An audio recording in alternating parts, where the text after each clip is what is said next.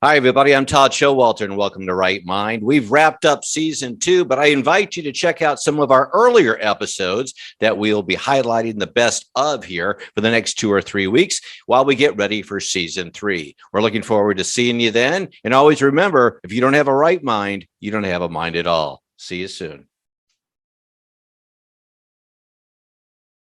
In the pursuit of truth and common sense in an unbelievable world, you're listening to the Right Mind podcast with your host, Todd Schowalter.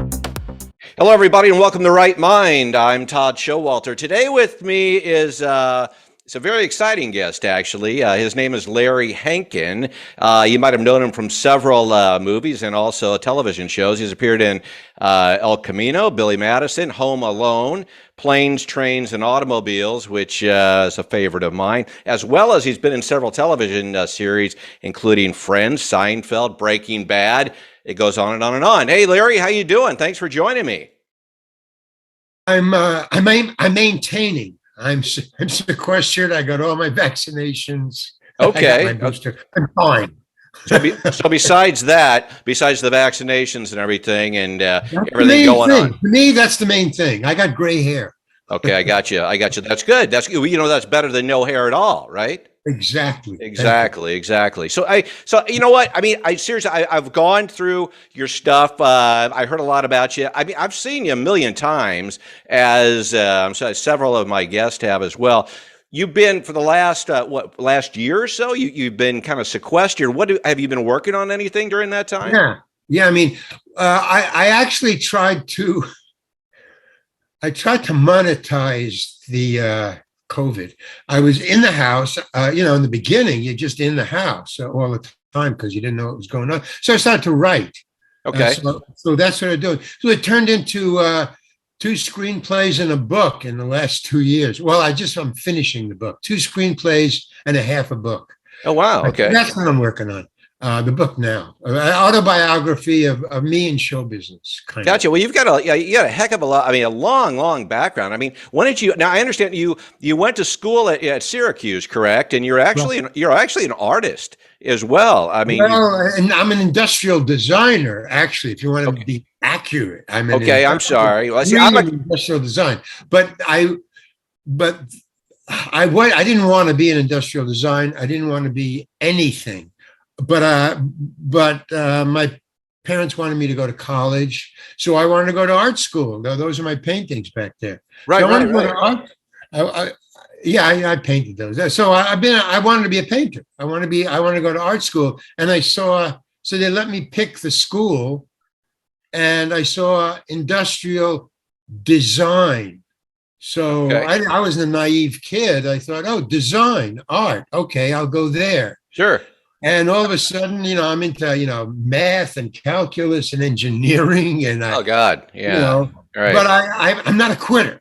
Right. So I just stayed, got my degree, and then left. I mean, I never used it or anything. I just went into show business. Bing.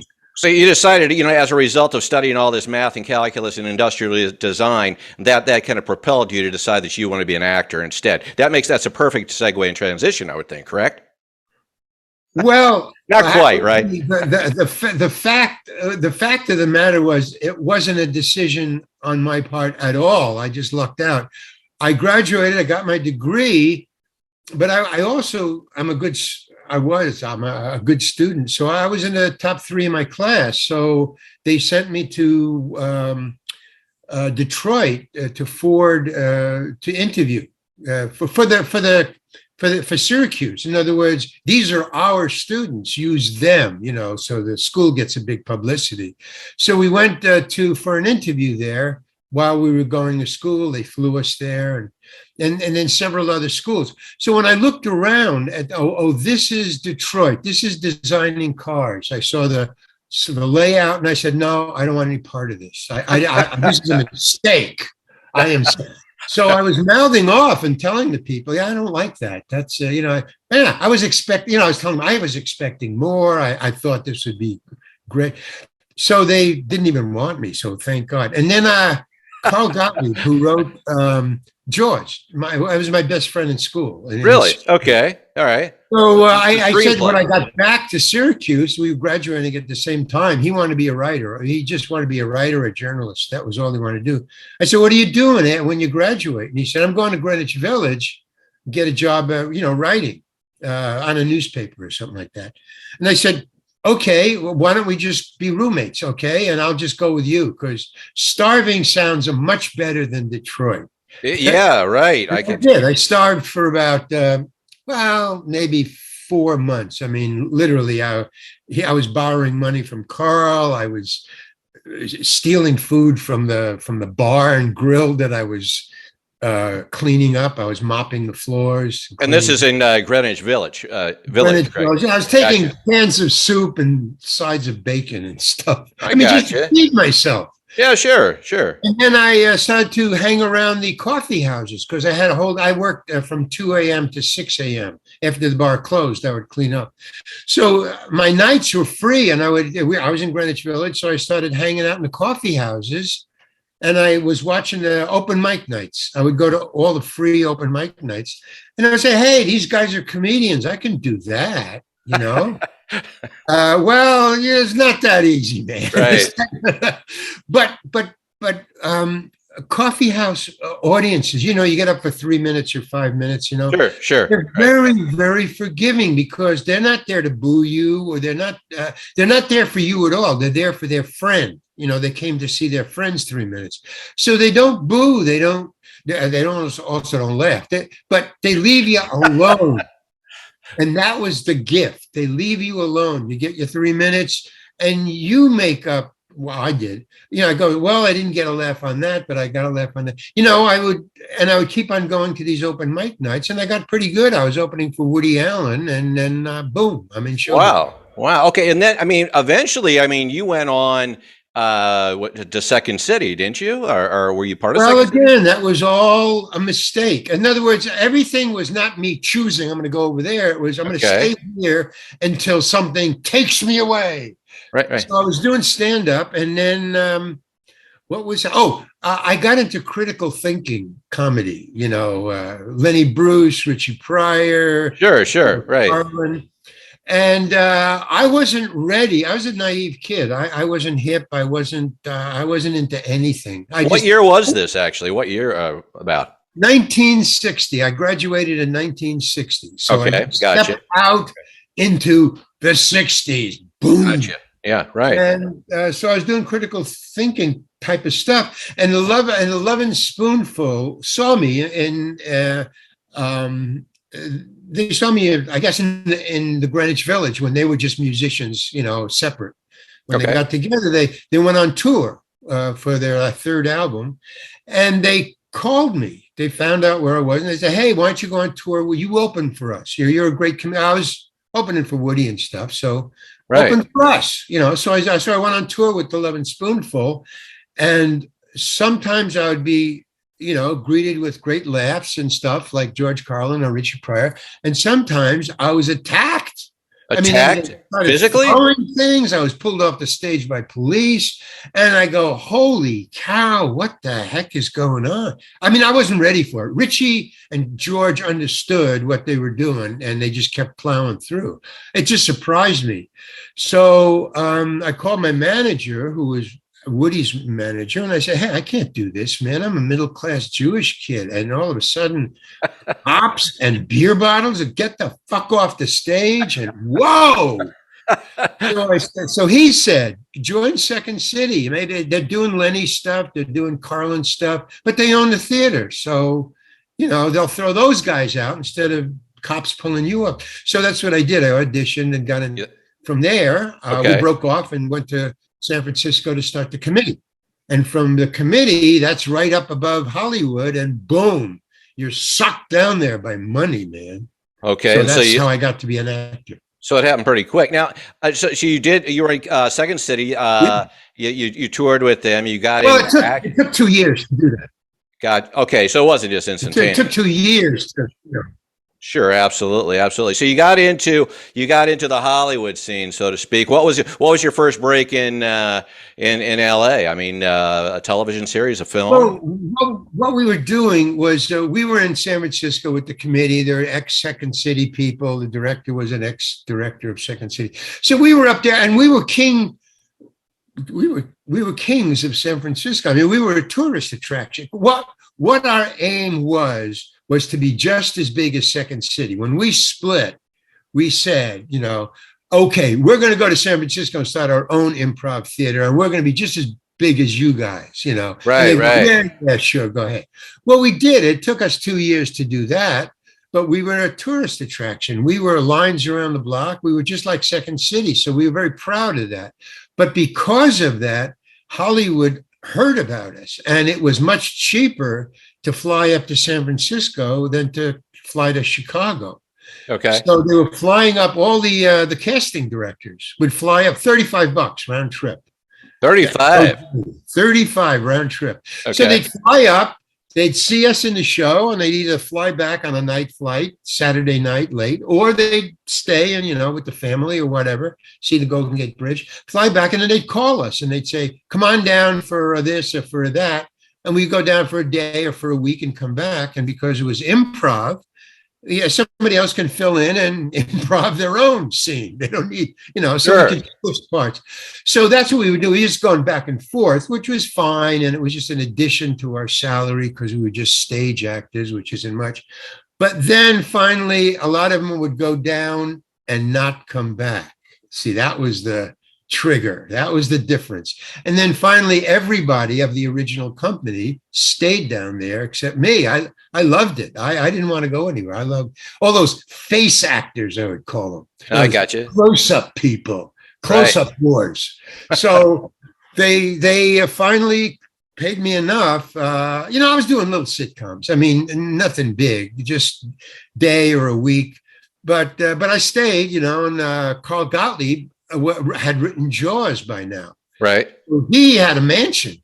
So I would sleep on his couch and couch surf. And then I got enough jobs to get in my own apartment. And there you go. There I was. Well, the rest is, just kind of snowballed from there. I mean, an interesting story that I've heard about you, because you were talking about the sitcoms and television and things like that, was Seinfeld. Okay, very few people know, I think very few people know, that you were Larry David's original choice for Kramer on Seinfeld. That's fact. Can you tell us a little bit about that?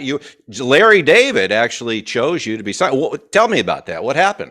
Well, when I was just going back and forth, way before Seinfeld, I would always see this guy, because you're always meeting the same people. If they say put out a casting call for tall guy, so you would see a lot of tall guys, in the waiting room waiting to audition. And one of the tall guys was a guy named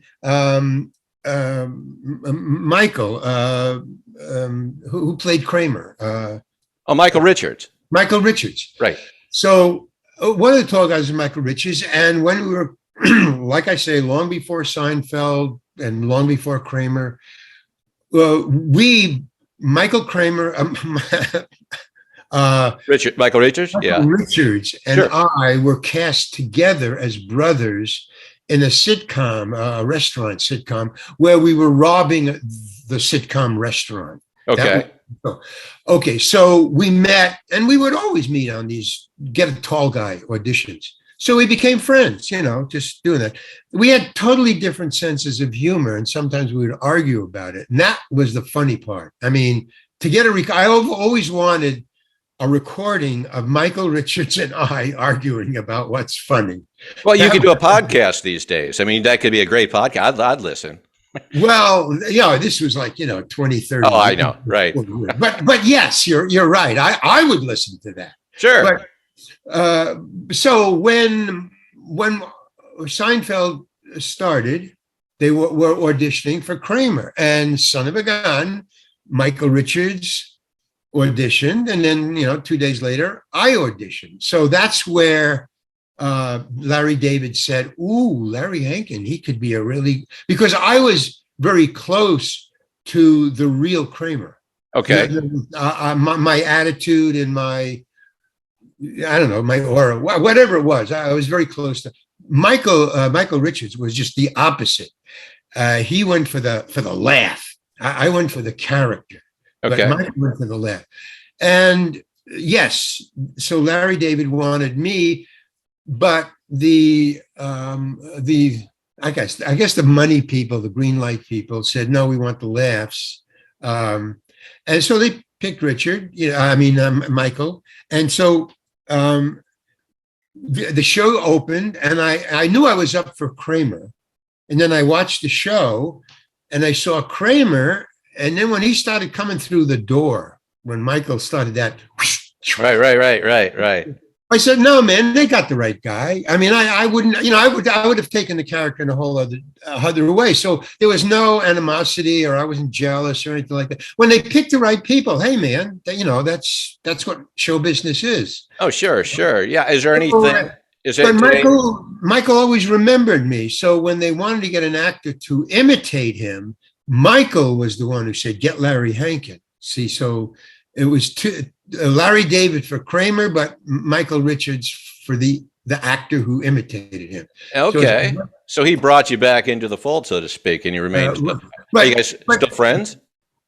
Oh yeah, but I don't see him. I mean, he lives way far away, and I guess he dropped out of show business after his debacle. A little incident as stand-up. Yeah, that was a while back. Yeah. But the interesting part of that whole story that I just told you is, to me, I auditioned for Kramer in the beginning, just as an actor to do Kramer. And then later on, about a year later, when they needed an actor to imitate him, I auditioned for that. In both auditions, in the last audition, Larry David was in the room, and I didn't know who Larry David was. I'd never met him. I mean, in all the auditions I'd ever done for Kramer, there wasn't a Larry David in the room, or if he was, I didn't know it was him. Okay. But when I auditioned for the actor to portray Kramer, there was this bald guy in the room. Now, it turned out to be Larry David. I didn't know who this guy was, but he just made me do all kinds of stuff. Go in the door again, go out and come in the door every time. And I auditioned 5 times. Now, you're supposed to get paid after 3. So they were just really pushing. And this bald guy kept on saying, go outside and come in the door again, like Kramer. And on the 5th time, I got really angry because I didn't know who he was, and nobody else spoke in the room. They just said, go in there. So luckily there was a secretary outside in the waiting room. And when he said around the 3rd or 4th, he says, go out the door and come in again. And I got really angry, and I just walked out, and I just called over to the to the waitress, to the secretary. And I said, who the hell is the bald guy who keeps telling me to come in and out of the door, man? And she said, oh, that's Larry David. He owns the show. He produces it and runs it. Said, thank God. Because I was going to go in and say, hey, I was going to really right. You pretty much had it at that point. I'll do that. I have no qualms. Sure. Thank God. So I just stood and said, okay, thank you very much. And I got the job, but thank God for her, man. Thank God. And so, out of that, you went on to do other things. Do you find yourself now, as time has progressed, are you, being a well-known character actor, are there certain types of characters that you you strive to do more of? You mentioned, Seinfeld and everything is obviously comedy, but you've worked with Clint Eastwood, in Escape from Alcatraz. You've been in El Camino. What is your preference as an actor? Where do you like to, is it more comedy? Is it more drama? Or is it, a combination of both? My preference is to just leave me alone. Oh, okay? Good. Yeah. Okay. Well, I guess leave me alone. And as far as a character goes and acting, it's leave me and my character alone. And I have gotten fights on the set with directors who, after, not in the beginning, you talk to the director, you say, well, I want this, or I want that, or do what you want. You have a little discussion. But once you're in the movie and you're rolling along and you've got 3 or 4 scenes in the can, so you've established, how you're going to do the actor. For a director to come up to you and then say, no, don't do that, do it this way. And for me to say, well, yeah, but I've established, I'm doing it this way, and he wouldn't do this. I've had that argument, after you get a couple in the can. So my preference in that is just once I establish a character, and we got to leave me alone and let me just keep going, because I don't like being told to change my character midstream. That's basically. So after Seinfeld, and after I established myself as an actor, and I could take care of myself. I knew the ropes. I was established. Then I would start to choosing gray-haired characters, even when my hair was black. I would either dye it, or it didn't matter, or yeah. So I purposely only chose roles where I would play older, and that was because I knew where this was going, the acting field. As you get older, you start to become a sitcom dad, which I hated.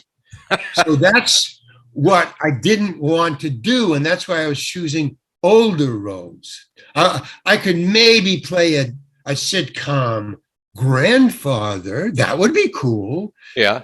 Because I knew I was getting older, and I saw what happened to other actors, movie actors, stars. All of a sudden, their hair turns gray, these feature film movie stars, and they show up on a sitcom as a father, as a dad. Right. No, man, that's not. So became a preference. The second thing, and more serious, was I'm a dyslexic. I have dyslexia. Uh-huh. So there comes a level of memorization that is just not worth the price of admission. In other words, if the part is too big, then I have to turn it down, because it would take me longer to memorize the part than it would be to actually do the part and get enough money to pay for all the time I spent memorizing. That's interesting. Yeah. Okay. So it becomes more difficult as you age, Well, exactly. And it wasn't an aging thing. I had that all my life, but I could okay. turn it off, because in the beginning, you don't get big parts. Sure. So as I reached a level of acting acumen where the parts outstripped my ability to memorize them. That takes you back to your improv days, right? Well, I did that too, and it worked. I improvised on Breaking Bad. I improvised an entire page. Really? You probably you watched Breaking Bad, right? Oh, sure, absolutely, yeah.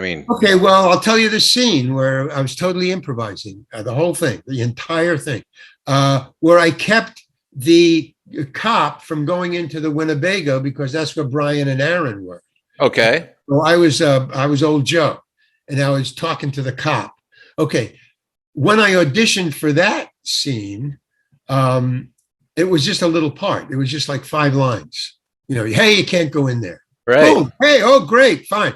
So I show up on the set, and on my table, in my dressing room, there's an entire speech, a full page monologue of keeping the cop, and it's all legalese. It's all legal law why he can't go in. A page. And I just looked at it, and I just turned to the AD, who happened to be with me at the time. I said, "Hey, man, I can't do this." I did. I said, "How long do I have to memorize this before we're going to shoot this?" And he goes, 2 hours. I said, "No, I can't do it." I lost it. I started to holler at him. "Hey, man, I can't do this." So he split, and I said, 2 hours. And I said, "I want get Vince Gilligan. I want to talk to him, because Vince had them write this for you. He liked your acting." I said, "No, I want to talk to him. Vince isn't here." I said, "Oh, okay, fine." So then he split, because he saw I was getting angrier and angrier, and he didn't want to be there. So now I'm all alone. I got 2 hours. I try to memorize it. It wasn't happening. So I said, "Okay, I'm an improviser. I'll improvise it. Hey, man." Hollywood doesn't. Who Whoa. needs a writer, right? Yeah. So but I won't cop. I wouldn't cop to it. See, and I don't know why, but I just wouldn't. Right. So he said, okay, Larry, you're up. Let's go. We're doing the scene. Okay, so I get out there, and I'm trying to think of how to get out of this, how to get around it, how to finesse it, and I finally came up with an idea, and that was my idea was if he broke the scene up into do the inside of the Winnebago first, and then to me, and then to the cop, and then to me. I could memorize each section before they came back to me again. So I thought that would be a great way to do it. So I got to the set, and he had directed me. This wasn't Vince Gilligan. It was another director. And I had worked with him either in the morning or before, but he knew me. And I'd done good work. So he's all jaunty jolly. Well, Larry, okay, ready to shoot this? And I go, yeah. He said, okay. And I go, wait. I figured out a great way to shoot this scene. So now you're directing. And he said, he was shocked that I said that. And he goes, really? Okay. And how would you direct this, Larry? He just wanted to, but you could just see he was holding it. Oh, really, Larry? And how would you direct this? And well, we cut it down and we cut like that. And he goes, well, no, what we're going to do, Larry? We're going to do it in one take, a long walk and talk. You get down there and you just walk to the camera, and we'll put you in this car. There's a limo parked right in the junkyard right there. He said, we'll put you in the limo. We were in the middle of the desert. That's why. And we'll and you drive back to the production office. It takes 45 minutes and you're all finished. Just one take, boom, and you're out of here. Okay. How about that? And I just said, okay. And so he said, I get way back down there, and I got way back down about 100 feet. And he said, just keep walking towards the camera. We'll rack focus you in, and boom, and you're finished, and you hop in the car and you're finished. Yeah, okay. How about that, Larry? I said, okay, fine. So I walked down there, and now I'm thinking, okay, I'm just going to improvise this. That's what I'm going to do. And I got back down there, and he said, you ready? I said, yeah. And he said, okay, and action. And I started to walk, and I was improvising. The only rule I had in my head about how to get through this was don't stutter, don't say don't stop at all. You can speak slow so you can think of your next line, but do not stop and do not stutter. And I knew the first two lines. So okay. And they stuck with it. That was the scene, huh? Excuse me? That's what they stuck with. They went with it. As is. It was as far as what you improvised. Yeah. So I get that, but no, they didn't say, he just said, are you ready to do the scene? Blah, blah, blah, blah, blah, blah, blah. About words or actions or character. Just go down there and let's do it. I had done Old Joe before. So, so I get down and I'm walking, I'm talking, and I'm just improvising. And I don't hear anything from the director. And then I said, well, but when I get to the end of this, I'm thinking as I'm talking this legalese, I'm making it all up or whatever. And some of it I remember from the script. And I'm going down and I get to the end. I said, when I get to the end, and I knew the last line, boom. And then he's going to say, okay, you're fired. So I go, ba, ba, ba, ba, ba. And last line, boom. And he goes, okay, Larry, let's do it again, just for insurance. What? So now I was totally relaxed. I thought, wow, well, it's in the can. This is just insurance. If I screw up, no big worries, but I'll try to improvise it again. And it's not going to be the same because I'm. So I just did blah blah. Oh, so I get down there and I see this the script girl coming towards me, and the script girl's job is to correct every word or line that you misspelled or said wrong. So I'm ready for that. I know that, so she's coming up. It's okay. What did I say wrong? I'm thinking a word or a line. I could just do a pickup. She says, and she shows me the script. Every word is circled, man. I've never seen, I've been in movies for 40 years. I have never seen a script like that. And I said, oh, well, I got the gist of it, right? It says, the director, and she said it very sternly, she said, the director wants you to do it verbatim. And then the director yells, everything okay, Larry? Yeah, it's fine. And then I see him walking towards me. And this is not good, man. This is not good.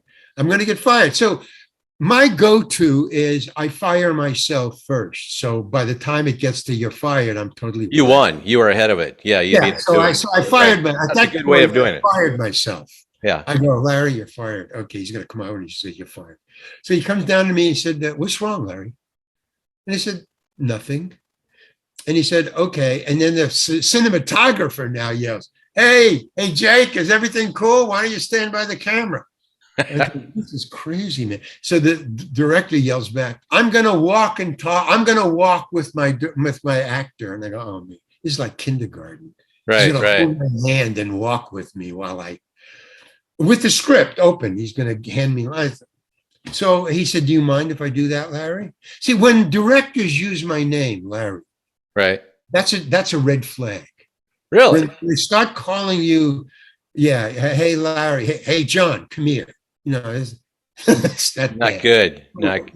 So he's using my name a lot. So I know it's not good. So he said, okay, he says, you ready? Yeah. That's okay. All right. Action, camera, Larry, go.